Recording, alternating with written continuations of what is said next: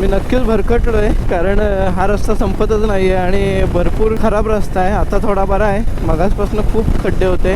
मित्रांनो, उद्या महाशिवरात्री आहे आणि महाशिवरात्रीच्या दिवशी एकलव्यांची पण जयंती असते. हे मला माहीत नव्हतं. आता भरपूर खूप बॅनर्स लावले आहेत एकलव्य जयंती आणि महाशिवरात्रीचे. विंचूर गाव आहे मित्रांनो, विंचूर नाव. भरपूर भूक लागले. आता अजून इंदोर साधारणतः 344 किलोमीटर आहे इथून. तुम्हाला एक गंमत सांगतो की तुम्ही बाहेर जर फिरत असाल तर तुम्हाला अफोर्डेबल प्राईसमध्ये जर जेवायचं असेल तर जिथे ट्रक जास्त लागतात अशा ठिकाणी जेवण खूप सुंदर असतं आणि कमी प्राईसमध्ये असतं. मित्रांनो, हे कंटेनरवर नेमकं काय आहे? स्प्रिंग एनर्जी लिहिलंय.